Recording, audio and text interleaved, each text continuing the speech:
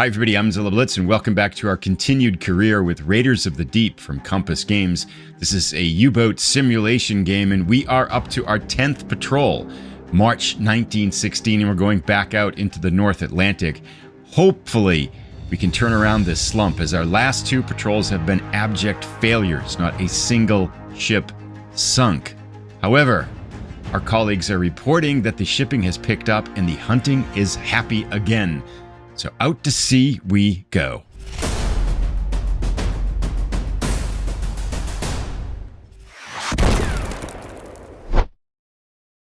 So March 1916, let's do a quick summary of our campaign to date.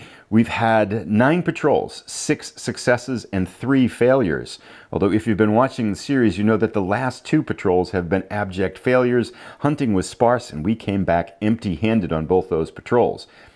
A point of matter here is that if we do have 3 unsuccessful patrols in a row, our crew status degrades. So we would lose our veteran status and go back to trained, which is not good at all. So we have a lot of pressure on us now to sink something on this patrol, and fortunately, reports are that the hunting is better. Now, to date, we've had 8 ships sunk and 1 ship captured for a total of 31,000 tons. We've been stuck at this total for the past 5 or 6 months. It's time to change it today. We have one housekeeping matter to take care of before we go back out to sea. You get the opportunity to be promoted every year in your campaign. And I didn't make that roll back in August of 1915. So I can retrofit that. We're going to make a roll. It's a 1d6 roll on this.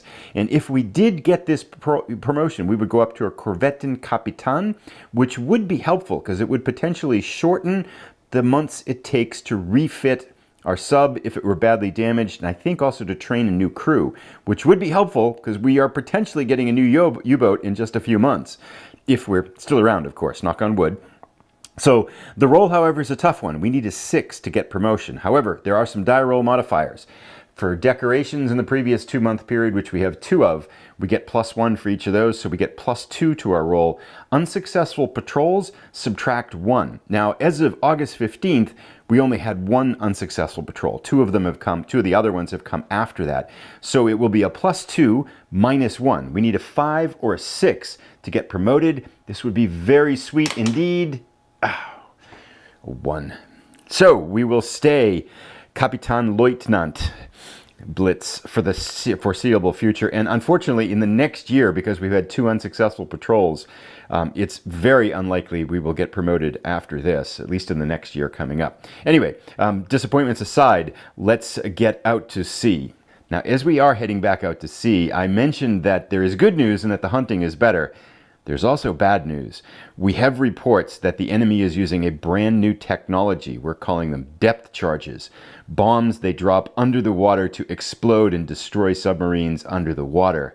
So we will have to be extraordinarily careful now going forward because we do not want to get sunk by one of these newfangled technology things.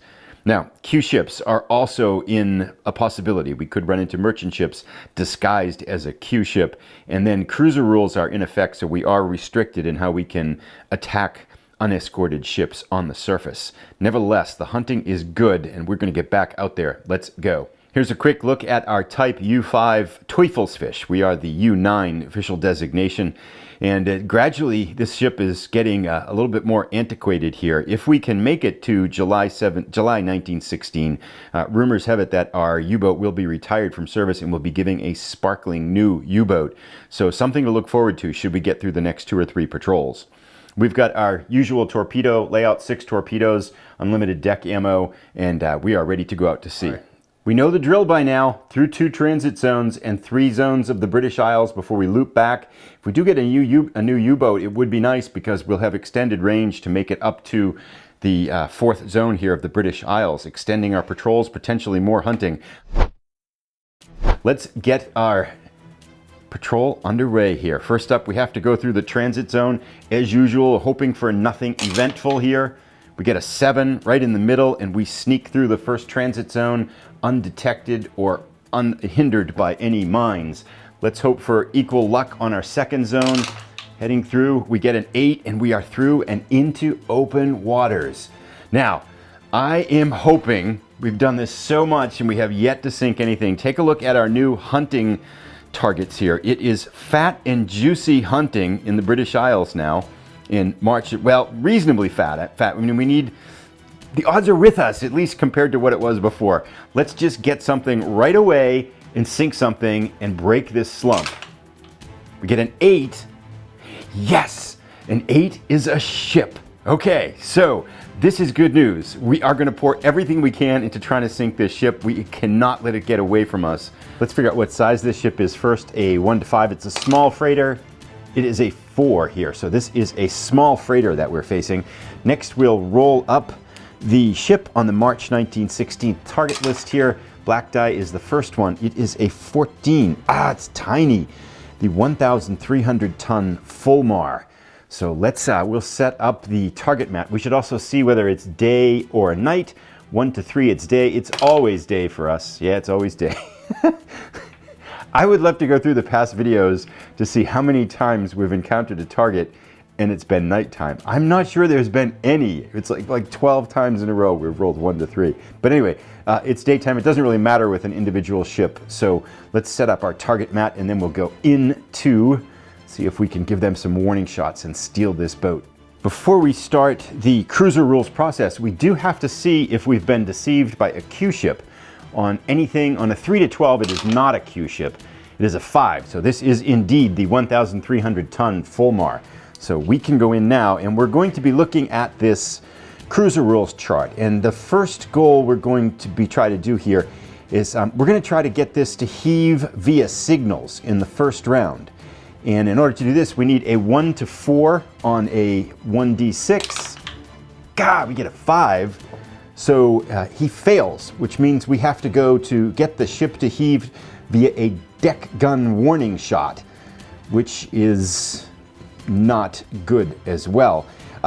But anyway, first we have to roll to see if an escort shows up, which is never fun. We want nothing to do with an escort. We need a 6 or greater. Ooh, it's our 2 and I get nervous. That's an 8. So an escort has not shown up. So next we're going to try to get the ship to heave via a deck gun warning shot. Success is on a 1 to 3. There are no modifiers because we have a wimpy 37mm deck gun.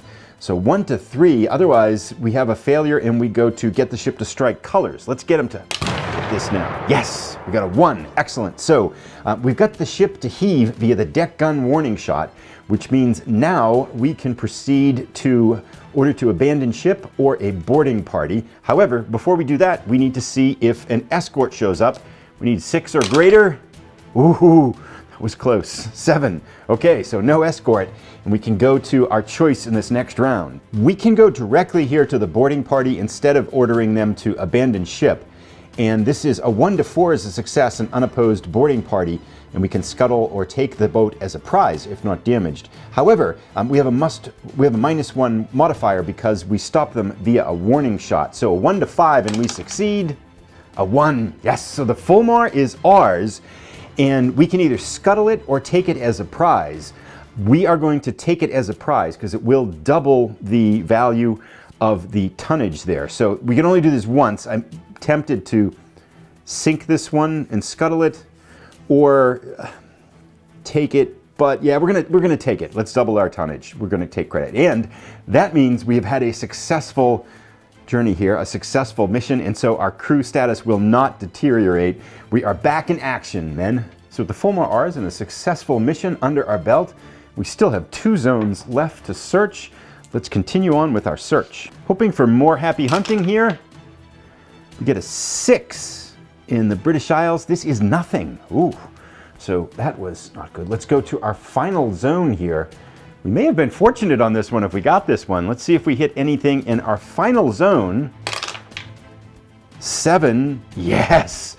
2 ships, excellent. So 2 juicy targets for us. Now we cannot take one of these as a prize because we've already detailed part of our crew to do that, but I will, off camera, I'm going to roll these 2 targets up and then we'll take a look at what they are.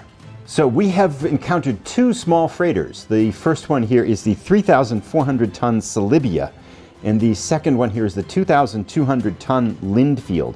Now, when we encounter 2 freighters like this using cruiser rules, we can interact with one, and then after that interaction is done, we can attempt to follow the second one.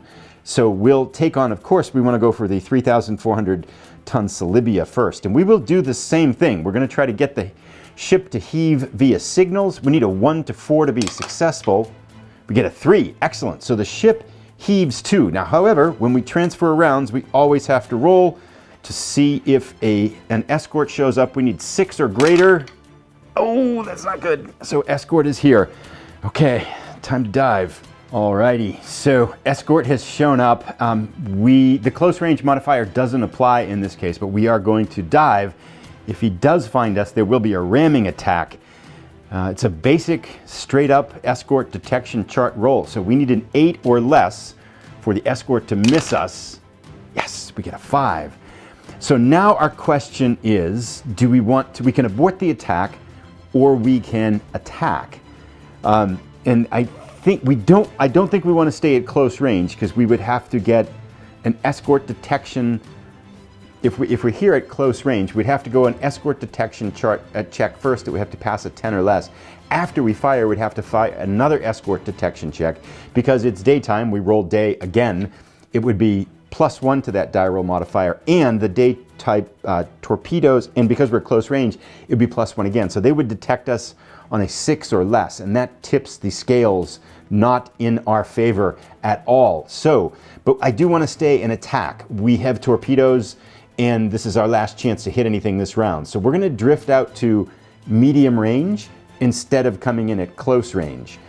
And once we do that, we can fire first and then get an attempt on escort detection. And we have our good torpedoes here, our G6s that we can fire. We have the Salibia in our periscope aiming here. We are firing in the daytime. We're going to fire both torpedoes at it. We hit on a 0 to 7. There's no modifiers here. And then we have a 1 to 2 dud. So let's fire 1. 9, we missed. It was a good torpedo, but we missed. And we need a hit here. Fire 2. Terrible shots. So both torpedoes sail wide. And now we have the deadly detection roll here. These medium range torpedoes, gosh, this is bad. Hopefully we can, I think we're out of here after this one though. So the detection now gets a little bit nastier for us here. We need a good roll. Yeah, so the only modifier here, normally we need an 8 or less. The only modifier here is that we are firing torpedoes in the day, so it makes it easier to spot where the shot came from. So we need a 7 or less because it's a +1 modifier. Come on, let's get out of here. Oh, okay, good.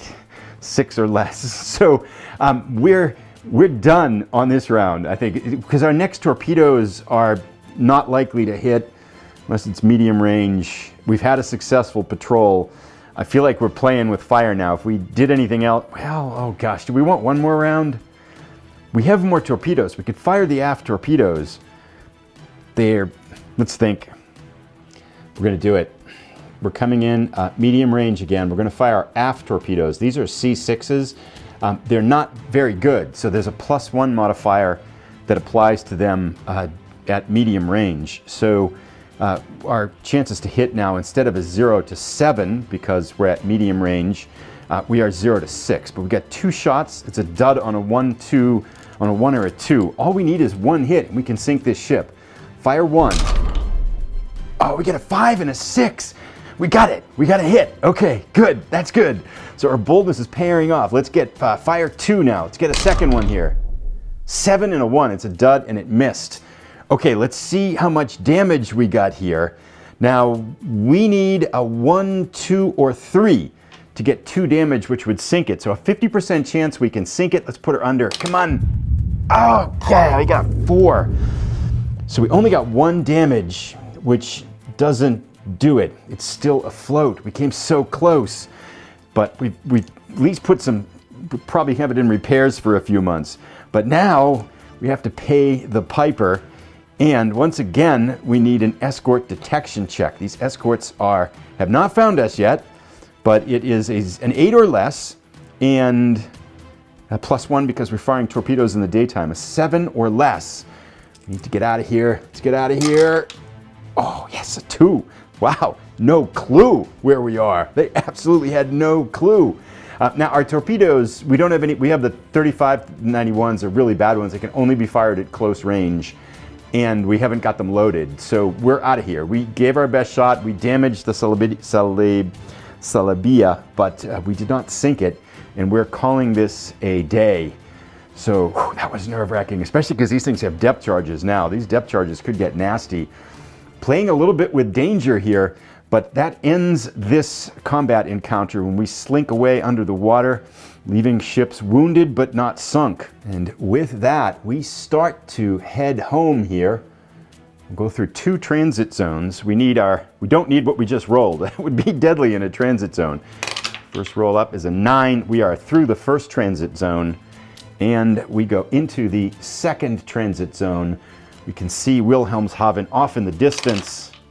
We get a 6, and we are home. Our 10th patrol, a kind of nail-biting tension up in that final patrol box, but a success. We have captured our second ship, the 1,300-ton Fulmar, which counts for double tonnage because it was a captured ship, so it counts for 2,600 tons.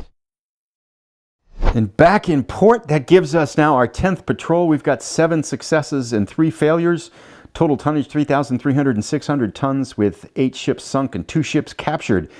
We will refit in the month of April, and then we'll head out to sea again in May. The warmer weathers into the North Atlantic, May of 1916.